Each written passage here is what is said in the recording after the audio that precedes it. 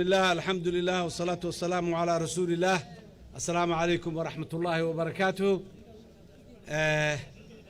ما أنت رنتي ومالين وين بريهان دجالم كجرني دجالم كجرني هل جنا لو جري أيضا هل جن كميتا سومالي إن حروده إن مقعد ريالته إن ماشى أي حق أولى هذا هاي أو باش عالم كجرت الدنيا ده إن كسر نقطة مركل استاكتو شقدا لأن يردان أي سوق قبتين أو مقعد سومالي أي كسر قبتين أو مقعد قرن نمو أي كسر قبتين وحي كميتا هاي سو علين تا سومالي اللي سو علين هاي إن يدبوا استاكتو ماشى أي عالم كحق أقول هاي وحان ربا inaan magacayga iyo magaca ummadda Soomaaliyeed meel kasto ay ku nool yihiin inaan ugu mahad celiyo dhalinyaradan madaxdii hogaaminaysay xiriirka kubadda iyo wasiirka wasaaradda iyo tiimkiisa ee aad iyo aad howlahan u soo wada garab istaagay ee si wada jir ah ee maxaskaashi ah uga soo shaqeeyay ee maanta meesha aan taaganahay hawsha soo gaarsiiyay aad iyo aad ayaa u mahadsantihiin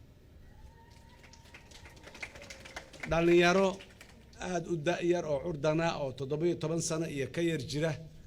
waaya magaca Soomaaliya waxa meeshaas geeyay maanta inteena waaweyn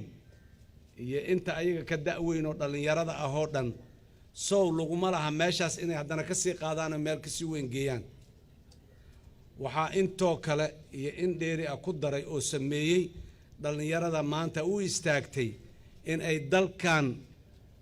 ka furfuraan maraga gacmaha argagixisada iyo nabadiidka iyo dulmilayaasha rabo ummadan in ay ku hayaan meesha ay maanta joogto meel ka sii hooseyso dhalinyaradan meel ay keeneen tartankii dadka Soomaalida dhexdeeda ka dhixay inta kor u qaadeen ay waxay gaarsiiyeen heer qaaradeed inay la tartamaan adduunyada inteeda kale waxaan u baahanahay waa intaas dhaxdeena tartamada yaryarka ah xafiiltanka ay yaalo inaan intaan ka qaadno aan gaarsiino caalamka qaaradan joognaa berrina inaan caalamka gaano dhalinyaradan waa da'yar yihiin maanta aduu waxaan rabaa dadkeena maanta inta taagan maalin ma wada dhimanayna waa noola qaar ayaga kamid ah ilaahay idankiis oo magaca Soomaaliya iyo calankaas buluuga ah haddana maalin maalmaha kamid ah koobka adduunka ayagoo u tartamaya geeyay in la arki doono ayaan aad iyo aad ugu kalsoonahay lianna hadda juhdiga ay bixiyeen oo aan huba in wax badan ay u baahnaayeen oo kaabil aha ay ka maqnaayeen oo meeshan ku soo gaaray dadaal shakhsi ah iyo dadaal shakhsiyaad iyo dadaal dawladooda oo tabar daran meeshaas gaarsiiyay berri ilaahay idankiis markii dawladooduna soo tabaraysato adduunyada Soomaaliya ay dhibaatada maanta ay ku jirto ay ka soo kabato inay meeshaas meel ka sarreysa ee caalami ah ay geey karaan boqolkiiba boqol aan ku kalsoonahay maalin maalmaha ka mid ah ilaahay idinkiis waan arki doonaa hadii alla yiraahdo oo aan dheerayn waliba dhalinyarada ciidamada qalabka sida iyo ciidamada kale ee u soo istaagay in ay meel saaraan mushkiladda dalkan ay muddada dheer soo haysatay ee nimankan cadawga ay ku hayaan aad iyo aad ayaan u hambalyeynaya waxa aad u gogol xaareysaan oo aad dhiigiina u hurteen oo aad naftiina u bixinaysaan oo aad u dhaawacmaysaan oo aad u dhimanaysaan ogow waa dalkaaga iyo dadkaaga iyo diintaada waay saddexda waxyaabood oo maanta qof kasto Soomaali ah inay qalbigiisa ku qornaato hal hayskiisa ay ahaato waaye difaaca dalka dadka iyo diinta intaasoo isku tagtay ayaan qaran ku nahay qaran ma jiro dal haddaadan lahayn qaran ma jiro dad haddaadan lahayn qaran ma jiro qiyam iyo wax ay aaminsan yihiin dadkaas caqiide ay leeyihiin haddaanay jirin ee xoola duurka iska yaacayo kale ay ahaadaan qaran ma noqonayno qaran waxaan ku nahay inaan dal leenahay Soomaaliya la yiraahdo oo ay leeyihiin dadka Soomaalida ah qaran waxaan ku nahay inaan diin iyo caqiide aan leenahay aan aaminsannahay oo aan ka simannahay oo ilaahay waliba nagu galladaysto oo nagu nicmaystay dhammaanteen inaan muslimiin nahay raxmadda ilaahay uu nasiiya bal eega dalka aan degannahay meesha uu ku yaalla wanaagga ay adduunyada ku leedahay bal eega nimcada iyo khayrka bar iyo beer iyo bad saddexdaba kulansaday bal eega sow inaan ilaahay ku shukrino oon ku xamdino ma aha waxa intaasoo dhan cadowga ku ah ee diintii cadowga ku ah ee dadkii cadowga ku ah ee dalkii cadowga ku ane sow inaan meel iska saarno maaha yaa u wakiishay diinta inay wakiil ka yihiin yaa u wakiishay koox yar oo khawaarij ah in ay dadkan iyo dalkan iyo diintooda sida ay rabaan ay ka yeelaan dadka ay bahdilaan ay dulleeyaan si sharci darraa oo shareecada iyo diinta aan waafaqsanayn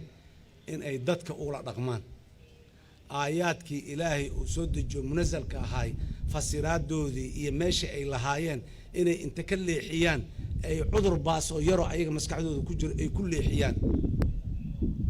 wakiilna ugama aha ummadda wakiil ugama aha dalkan iyo dadkiisa wakiil ugama aha ilaahayna wakiil ugama aha inaan iska diidnaan xaq u leenahay ummadda soomaaliyeed waxaan rabaa inaan mar kale iyo mar kale ku celiyo oo aanan ka caajisi doonin soomaaliye inta aniga ila da'da ahay waxaan maraynaa maalintii dawlad noogu dambeysay 32 sano dawladaan lahayn 32 sano ka hor saan waaye iyo waa xun tahay intay laada iyo shuuci waaye intay ka dhacday iyo kan iyo dictatoriyad waxaasoo dhan waa muwaasafaad waaye laakiin dawlay ahayd waan weynay 32 sano ka soo wareegatay dhalinyaradan iyo hortaagani ma oga ma joogin maalintaas iyo maalmo badan oo ka dambeeyo oo dhib badan la soo marayba ma ayan joogin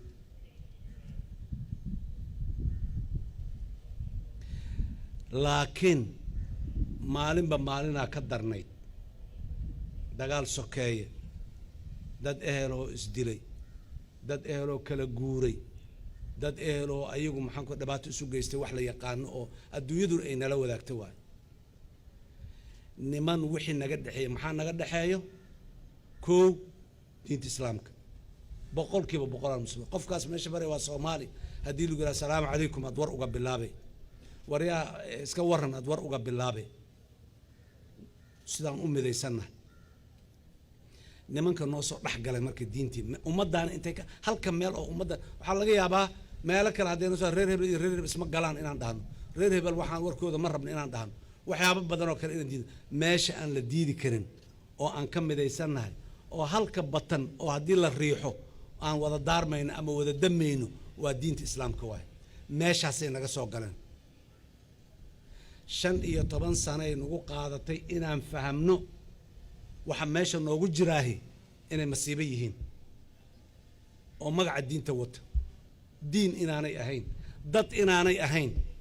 bahalla ay yihiin arxan laawayaal ay yihiin dadka yacni kun iyo boqol iyo kumana u dilaayo inay yihiin haddana aayaadka ilaahay munasalka ay daliishanayo isma galaan 14 Oktoobar maalin dhawood la xusayo soo marnay wixii dhacay iyo aayad qur'aan inuu qof soo daliishado isma galaan meel islama galaan dadkaas waa dadkan isahay waana la soo joogeen 15 sano inala joogaan haddii aan marka 15 sano sidaan u dhaqmi jirnay sidaan u fikiri jirnay sidaan uga cabsan jirnay sidaan maxaan ku ugu khaldami jirnay sidaan maxaa haddaan ku sugnaano 15 sano iyo 15 sano kale aan ku sugnaanaynaa ilaa ay naga cirib tiraan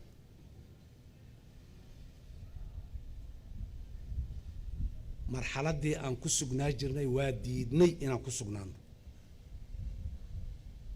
sidaan u dhaqmi jirnayna waa diidnay si ka duwanaan u dhaqmaynaa marxaladii aan ku jirnayna waa ka imaanaynaa sidii aan u dhaqmi jirnay si ka duwanaan u dhaqmaynaa wixii aan heli jirnay wax ka duwan si aan u helno 15 sano la soo dhaafay waxaan helaynay hebel aaway waa la dilay maxaa loo dilay doorasho ka qayb galay hebel aaway waa la dilay maxaa loo dilay masaajidka uu maalin ka hadlay hebel aaway waa la dilay maxaa loo dilay asaas yeelaa la yiri warku kuma sugnaa karno meeshaas waa diidnay wax ka duwanaa la nimiday waxa ka duwan oo la nimido ugu horeeya waa inaan dhahno maya waxaad wadiin waa qalad raalli ahaada baxa taga joojiya annaga ayaga marka maxaan isku haysanaa waa laga yaabaa in badan oo kamid ah Soomaalinimada naga dhaxayso waa laga yaabaa in badan oo kamid ah inay xoogaa yar oo maxaan ku raadahay duruufo yar ay meesha u galeen oo laakiin diintii ay wali ay muxuu ahay ay dareemaan leeyihiin ay ayaga dhan waxay siihiin Soomaalinimada waa naga dhaxaysaa islaamnimadu waa naga dhaxaysaa laakiin maxay nooga dhaxaysaa sida ay tahay nooga dhaxaysaa diinta tan saxda ah naga dhaxayso wada leenahay Soomaalinimadana mid saxda ah oo Soomaaliga kale walaalkiis inuu yahay dalkan iyo dadkan iyo waxaan uu la leeyahay ninka qirsan ee aqbalsan ninkaas Soomaalinimada naga dhaxaysaa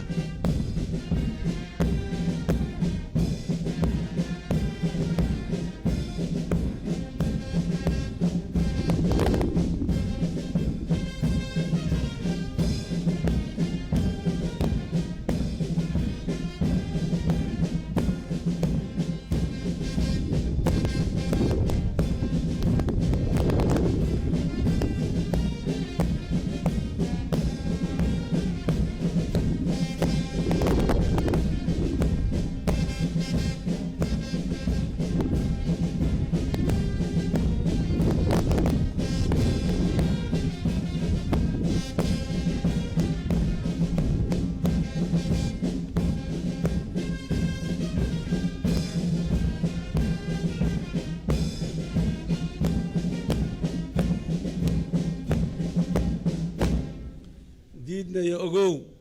ذلك يجنيكي دونيو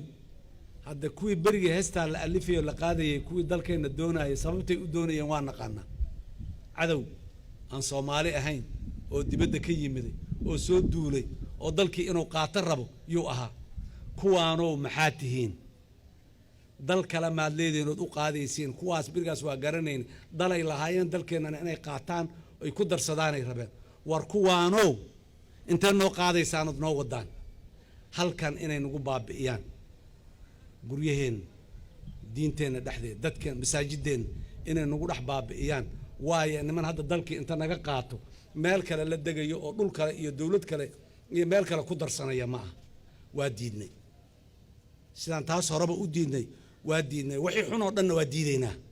shabaab waa xun yihiin fikirkoodu waa xun yahay لما أقبل كارو بنا آدم إسلام نمدا إسكدافة بنا آدم نمدا وكسور جدا تذكر الدنيا أنك إلهي يوطن أي عدو ليهين عدو نؤيهين أنك الصومالي أنهاي دل كان صومالي اللي يراهن لأنهاي واديدني وحي هوران كن نولان جرنا واديدني سيدي هوران كن نولين واديدني نرول في عن عز إيا كرامو